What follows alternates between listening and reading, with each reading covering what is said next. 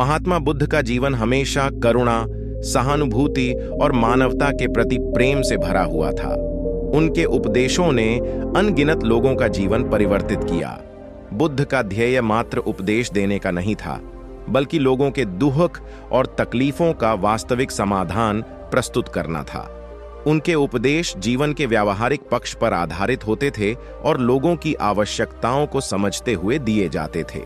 कहानी शुरू होने से पहले दोस्तों, आपको अकेला टाइगर यूट्यूब चैनल को लाइक एंड सब्सक्राइब करना है, जिससे मुझे मोटिवेशन मिले और मैं नया वीडियो बना सकूं। तो दोस्तों, चलते कहानी शुरू करते हैं। एक ऐसी ही कहानी महात्मा बुद्ध और एक भूखे भिखारी की है, जो करुणा और वास्तविकता का अद्भुत उदाहरण प्रस्तुत करती है।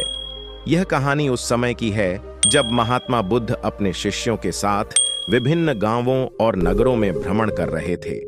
उनके शिष्य उनसे धर्म, सत्य और करुणा की शिक्षा प्राप्त करते और बुद्ध के मार्गदर्शन में जीवन का सत्य जानने का प्रयास करते थे। एक दिन बुद्ध और उनके शिष्य एक छोटे से गांव से होकर गुजर रहे थे। गांव के एक कोने में एक सड़क किनारे एक भिखारी पड़ा था। उसका शरीर दुर्बल था, कपड़े फटे हुए थे और वह बहुत कमजोर दिख रहा था। उसकी हालत देखकर साफ पता चल रहा था कि वह कई दिनों से भूखा है। महात्मा बुद्ध का एक प्रमुख शिष्य आनंद, जो हमेशा बुद्ध के साथ रहता था, उसने उस भिखारी को देखा और तुरंत बुद्ध के पास जाकर कहा, भगवान, वहां एक भिखारी पड़ा हुआ है। वह बहुत दुर्बल और कमजोर दिख रहा है। उसकी स्थिति दयनीय है। मुझे लगता है कि हमें उसे आपकी शिक्षा सुनने का अवसर देना चाहिए, ताकि वह भी सत्य और धर्म का मार्ग जान सके। आनंद की बात सुनकर महात्मा बुद्ध ने उसकी ओर देखा और मुस्कुराते हुए बोले, चलो उस भिखारी के पास चलते हैं। बुद्ध और उनके शिष्य उस भिखारी के पास पहुंचे। जब वे वहां पहुंचे तो भिखारी की स्थिति और भी गंभीर नजर आई। उसका शरीर कंकाल की तरह हो गया था और उसकी आंखों में जीवन की कोई चमक नहीं थी। वह इतनी कमजोरी में था कि ठीक से बैठ भी नहीं पा रहा था। आनंद ने सोचा कि महात्मा बुद्ध अब उसे धर्म और सत्य के बारे में उपदेश देंगे, ताकि वह अपने जीवन का अर्थ समझ सके। लेकिन बुद्ध ने कुछ और ही सोचा हुआ था। उन्होंने अपने शिष्यों से कहा, पहले इस भिखारी के लिए भोजन का प्रबंध करो।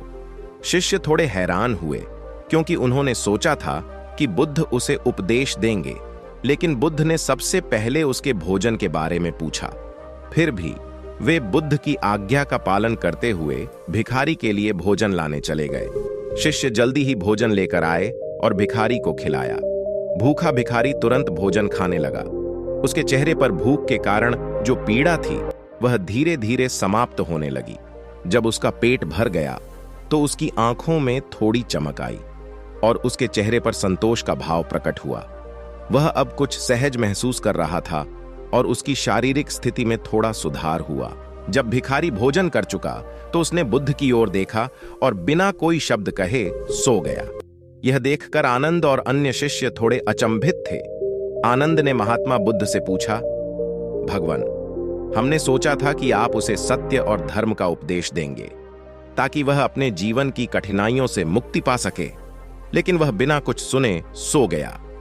महात्मा बुद्ध ने आनंद की ओर देखा और बहुत ही सहज और करुणा भरे स्वर में कहा, आनंद, इस भिखारी के लिए सबसे महत्वपूर्ण था कि उसका पेट भरा हो।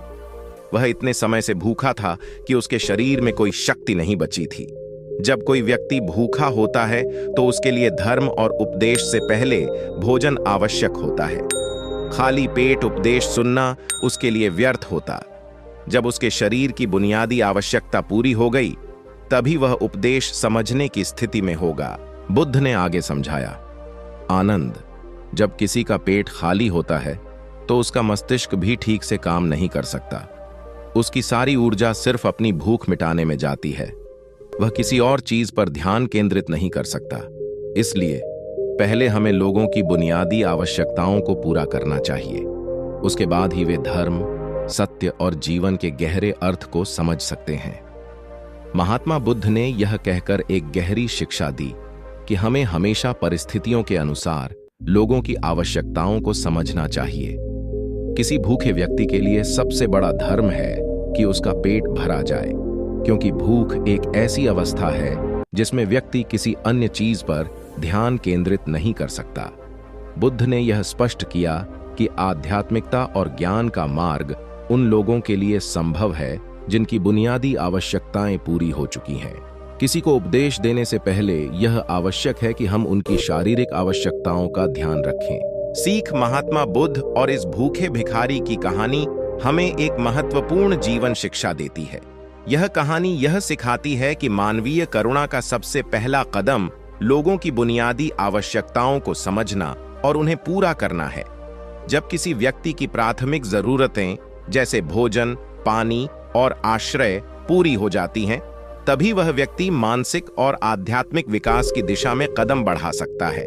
इसके साथ ही यह कहानी यह भी बताती है कि हमें लोगों की स्थिति और उनकी जरूरतों के प्रति संवेदनशील रहना चाहिए। हमें यह समझना चाहिए कि हर व्यक्ति की स्थिति अलग होती है और हमें उनकी आवश्यकताओं के आधार पर ही उनकी मदद करनी चाहिए। भूखे व्यक्ति को धर्म की नहीं बल्कि भोजन की आवश्यकता होती है। इसी प्रकार जब हम किसी की मदद करने की सोचते हैं तो सबसे पहले उसकी सबसे आवश्यक जरूरतों को पूरा करना चाहिए। सीख महात्मा बुद्ध और इस भूखे भिखारी की कहानी हमें एक महत्वपूर्ण जीवन शिक्षा देती है। यह कहानी यह सिखाती है कि मानवीय करुणा का सबसे पहला कदम लोगों की बुनियादी आवश्यकताओं को समझना और उन्हें पूरा करना है। जब किसी व्यक्ति की प्राथमिक जरूरतें जैसे भोजन, पानी और आश्रय पूरी हो जाती हैं, तभी वह व्यक्ति मानसिक और आध्यात्मिक विकास की दिशा में कदम बढ़ा सकता है। इसके साथ ही यह कहानी यह भी बताती है कि हमें लोगों की स्थिति और उनकी जरूरतों के प्रति संवेदनशील रहना चाहिए। हमें यह समझना चाहिए कि हर व्यक्ति की स्थिति अलग होती है और हमें उनकी आवश्यकताओं के आधार पर ही उनकी मदद करनी चाहिए। भूखे व्यक्ति को धर्म की नहीं बल्कि भोजन की आवश्यकता होती है। इसी प्रकार जब हम किसी की मदद करने की सोचते हैं तो सबसे पहले उसकी सबसे आवश्यक जरूरतों को पूरा करना चाहिए। महात्मा बुद्ध की यह कहानी करुणा, संवेदनशीलता और व्यावहारिकता का एक अद्वितीय उदाहरण है। यह हमें सिखाती है कि हमें दूसरों की मदद करने के लिए सबसे पहले उनकी आवश्यकताओं को समझना चाहिए। उपदेश और ज्ञान का महत्व तभी होता है जब लोगों की बुनियादी आवश्यकताएं पूरी हो चुकी हों। मानवता का सबसे बड़ा धर्म करुणा और सहानुभूति है और यही महात्मा बुद्ध ने अपने जीवन और शिक्षाओं के माध्यम से संसार को सिखाया।